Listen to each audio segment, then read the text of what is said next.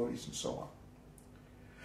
So these are, how could I say, a more general feeling of happiness or spiritual well-being that comes from even the beginning stages of devotional service. And then gradually, as the devotee starts to understand all of these more confidential aspects of bhavas and rasas, then he starts to realize, oh, wait a minute, my feelings are more like this devotee's or that devotee.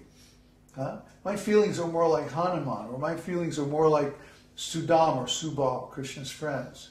Or my feelings are more like the gopis, or my feelings are more like Nanda and Yashoda. Then he starts to become aware, oh, actually, my eternal relationship is one of these five. Usually in our lineage is conjugal love and parenthood. But in the beginning we usually go through a stage of servitorship in the beginning of devotional service, because that applies to all devotees. All the devotees build on this mood of servitorship. All the different Sthāyi-bhāvas contain elements of servitorship. But servitorship in what way? See, with awe and reverence, or with a closer, more intimate relationship with the Lord. So these things are all revealed in time. Any other questions? Yes.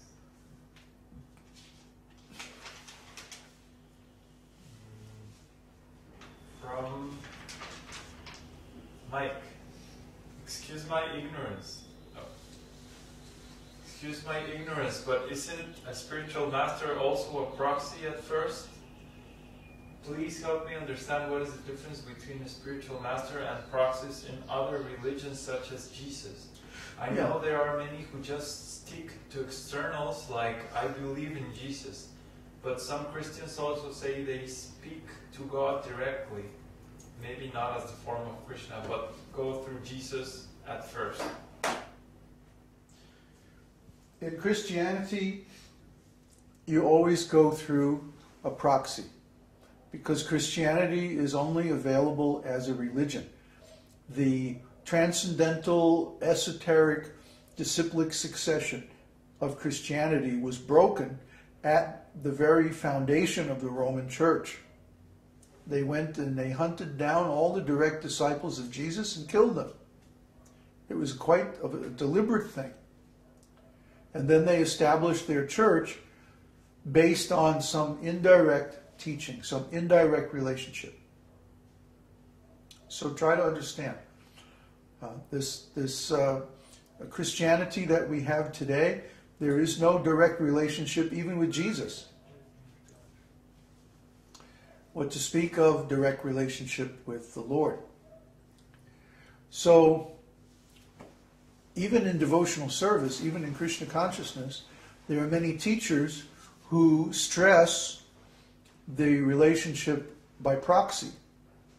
That, oh, you can't have a direct relationship with Krishna. You have to go through us. But even they don't have a direct relationship with Krishna, so how can they act as proxy? This is just a deception, and we don't accept this. Devotional service means a direct relationship with Krishna. One cannot engage in devotional service without a direct relationship with Krishna. And our aim in our particular teaching is to bring our students into a direct relationship with Krishna as soon as possible. Otherwise, we're cheating them. Even though, yes, we have a direct relationship with Krishna, but actually everybody has a direct relationship with Krishna because Krishna is present in their hearts. Getting them to recognize that is the process of bringing them into direct relationship. Now, most religious and spiritual teachings don't even know that God is present within our hearts. They say God is everywhere, but they mean that in some kind of impersonal way. But we accept that Paramatma meaning the personality of Godhead, the personal expansion of the Lord, is present everywhere and within everything. Not as his energy, but as his own self. So that means you and me and everybody in the world already has a direct relationship with God. But we've forgotten. That's all. We've covered it up with ignorance.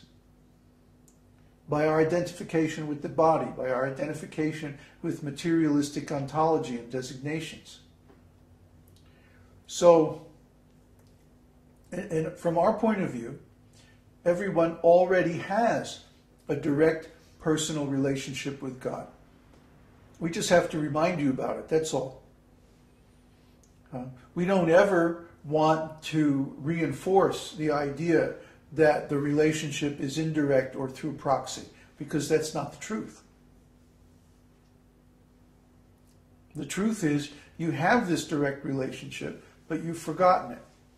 If you can't access it, yes, you can go through the spiritual master temporarily, but the emphasis there is on the temporarily. I mean, if we didn't take that attitude, it would be like a doctor saying, okay, you have a broken leg, now you have to use crutches for the rest of your life. No, you only use crutches until the leg heals. See? So we have the equivalent of a broken leg spiritually if we forget our relationship with Krishna. But that doesn't mean you become dependent on the spiritual master, for the rest of your life. So what is that nonsense? Anyway, it means that you take shelter of the spiritual master until you can cognize this relationship with Krishna on your own. It's a matter of taking shelter. It's not a matter of being dependent on the spiritual master. Of course, we're dependent on the spiritual master for so many things. Knowledge, service, understanding of the scriptures, and so on. In the beginning especially. And we're always dependent on the spiritual master for our link with the parampara, the disciplic relationship coming from Krishna. But in the sense of having a direct relationship with Krishna, then everybody can have that. Everyone should have that. Everyone does have it. But in the beginning of devotional service, for some reason, you can't realize it. So then we accept this relationship of dependence provisionally or temporarily. But we certainly don't encourage students to maintain this kind of relationship indefinitely. No, in fact, we push all the time that you have this direct relationship. You have to feel these bhavas. Or you have to recognize that you're feeling these bhavas. And these bhavas are your manifestation of your direct relationship with Krishna. Otherwise, we wouldn't be talking about this stuff. We try to keep it a secret. Well, what's the point of keeping it a secret?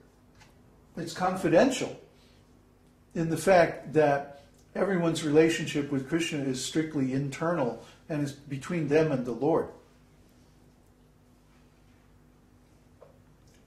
That's why, for example, we don't follow the practice of Siddha Pranali, where we say, this is your particular Sthāyi-bhāva.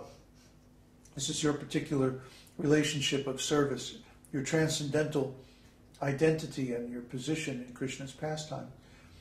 No, we let you discover that, because it has to be based on your preferences. And who knows what's in the preferences or within the heart of a particular living entity. It's very difficult to say. My consciousness and your consciousness don't overlap.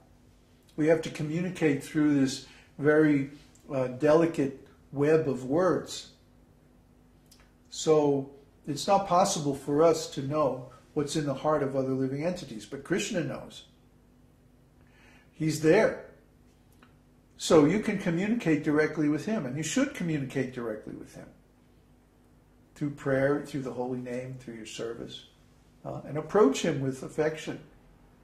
directly within the heart, and He'll reciprocate. We keep telling this again and again and again.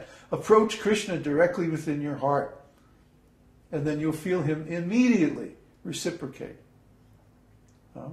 And don't anybody ask, how do I do that?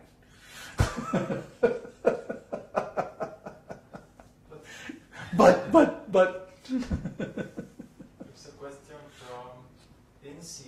Oh. He's asking if there's a picture where you appear with Prabhupada. No. My relationship with Prabhupada is very confidential. Question from Tulsi Das. Beloved Babaji, what about the great saints such as Saint Francis, Saint Anthony, or Saint Teresa of Avila? They were completely surrendered and devoted. Didn't they reach full God realization by their relationship